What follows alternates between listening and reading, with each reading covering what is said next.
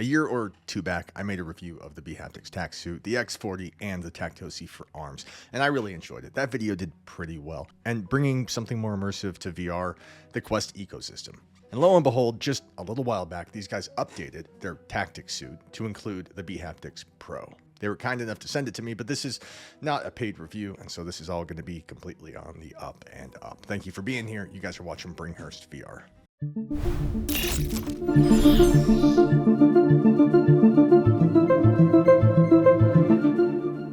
All right, so previously we had the BHaptics Tactsuit X16, which had 16 motors across the vest, 8 on the front, 8 on the back. And then we had the X40, which was 20 on the front, 20 on the back. It hits my arm and it kind of ricochets up my chest. Really spiffy. Ah, Jesus, that shocked my chest.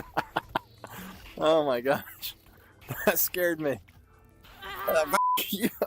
Okay. And so before I go any deeper, I just want to touch some of the specs, dividing what was previously available versus the new Pro vest. The new Tactsuit Pro features 32 vibration motors, down from the X40's 40. Despite this reduction, the Pro model aims to deliver precise and immersive feedback, which it does. The battery life on the Pro offers an extended life up to 13.5 hours, which is improved over the X40's 12. The Tactsuit Pro is priced at $499 direct from their website, which is $30 down from what the X40 was originally going for. And then aesthetically, there are a couple other things as well. On the front now, we have this knob. Long hold it to power it on, and then turning this gives you the ability to adjust the strength of the haptics on your vest. And it's got a nice click to it. We've got a light indicator on the rear. We've got a USB-C port on the bottom for charging. We have a headphone jack on the top, and we have a magnetic port for accessories, which I haven't used. I have no idea. Additionally, this thing pops off, so you're able to change that for aesthetic purposes. Regarding this magnetic port, I have no idea what it's for. I couldn't tell you. I can't find anything on the website, but I assume that there will be some kind of accessories down the line, maybe another charging solution. I did not see a magnetic cable in the box that came with this. Now I'm going to show some footage of me having previously reviewed the X40 because it's going to come in handy. I no longer have the X40. The second I landed this, I sent the other one off because this is just better. But it does feel like it's some kind of a hybrid between the X16 and the X40. It doesn't feel as if it's as long, as if it doesn't cover as much of my torso as the X40 did originally.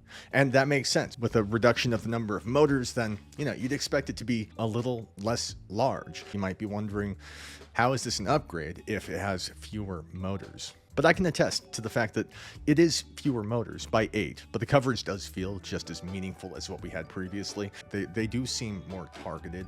They have what feels like a larger spread. They're more fine-tuned, and I think that the strength of the motor on a scale that's wider with more coverage than what was previously available. That's how it seems to me. And so it's cool. I mean, you use something like this with Onward, and you might think that you get shot and you feel it right there, which you do.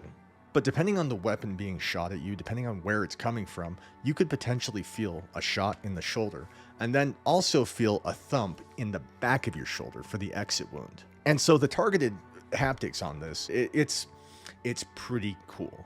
And to that point, the new arms, they have been reduced in size quite a bit as well. The previous arms were pretty chunky. They were pretty big. I didn't mind them. They were fine, but they were noticeably large. And these puppies are much smaller now. The footprint that they require is just much smaller. Similar to the previous build, it's got a comfortable strap design that velcros and stays tight, but we've got these rubber bars, these bands on the inside that grip your skin really well. The feedback feels about the same as what was previously available, but give me a smaller design that's less heavy, that doesn't slide as easily. I'll take it every day. Now, I use these for PC VR a lot, but it's not restricted to that. There's a lot of games on Quest standalone where this just works. And it's as simple as going into Bluetooth, power that on until it starts to blink. You go into Bluetooth settings, you'll find the BHaptics, you pair it, and you're done. And what happens is the second you launch a game that makes use of it, if it's compatible, whether natively or through a mod, the second you launch that game across your arms, across your chest, you'll feel that vibration that says this is working now. And it behaves the same way if you're on Steam VR, whether you're using, something native to a game or a mod, which I'm going to go over how to install this with Half-Life Alyx. And that's only meant to be resemblant of like what it's like using a mod. It's a bit different every time, but every time there are instructions via the BHaptics module, the website. And then there's an application on Quest as well that lets you play with the motors and go through different simulations to experience what the vest can output. I'm going to link that down below, but it's the best way to start, just to get a feel for how this thing works, how it connects, and what it can do. Now, speaking of haptics, I have long been a proponent of BHaptics. I'm really glad I'm working with these guys now. I'm glad they sent this to me. But I got the last one myself and worked alongside like ProTube and just the magic of real haptics in your arm. And for my money, nobody else is doing what BHaptics and ProTube are doing. This video is not about ProTube, it's about BHaptics, but it's worth mentioning because as much as I love ProTube's content, as much as I love ProTube's devices and the haptics and the thump and the shoulder, the kickback, the recoil in your hands, they've had trouble kind of integrating that native support into different games. It works in all the games I care about, but the list of supported games pales in comparison to what BHaptics has to offer. The list really is, it feels like it's endless and they're constantly updating and adding to it. If you wanted the ProTube, you'd be thrilled to have it. Like using it in Onward and Contractors is a blessing. It's so cool, but it has a purpose, and that is first-person shooters. But the BHaptics Tactsuit works across so many different games, and the support is so widespread across its PC VR, Quest, native, mods, and some PlayStation 2 as of late. And to that point, I play a lot of games with the BHaptics Tactsuit. 長痛不如短痛。你仆硬街啦！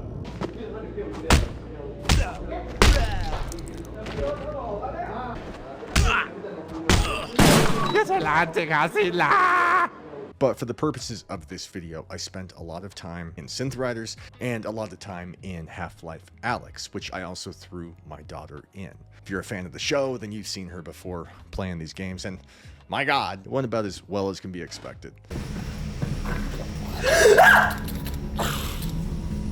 No more mags.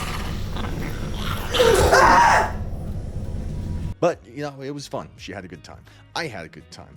It's come to the point where I've played Half-Life Alyx so many times, I've beat it like 4 times now, I think, that I only really return to it as a baseline to test devices like this. As I get back into it, every time, like 6 months off, I put it back on and I'm blown away at the high resolution, the high texture detail. Somehow I always forget. I'm always in Quest standalone and I think to myself, oh my gosh, this looks so good. We've come such a long way. And then I put on PC VR with Half-Life Alyx and it's wild every single time. So everything's just getting more affordable. Between this being $499, a little bit less than the X40, we also have the BHaptics Air, which is kind of the sister to the previous X16 with fewer motors, and it comes in at $250 or $242 with my discount. And so yeah, the BHaptics X40, the X16 has gone the way of the dodo. It's no longer a thing on their website. Now it's all about the Pro. They have these other accessories. They've got a facial gasket that vibrates. They've got gloves. They've got Tactosi for feet. All kinds of cool stuff. But I'm only here to talk about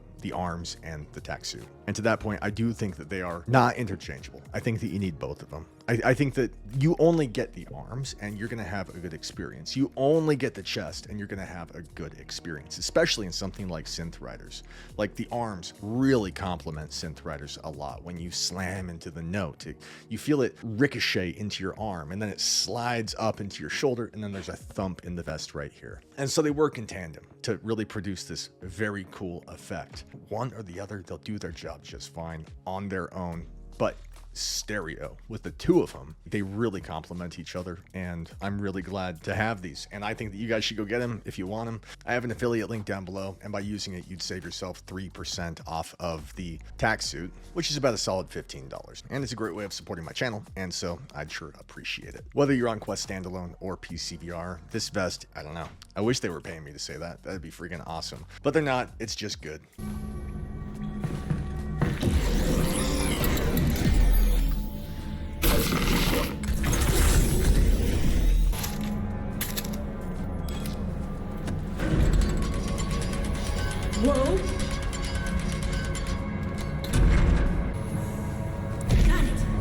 slow that thing. It's getting louder.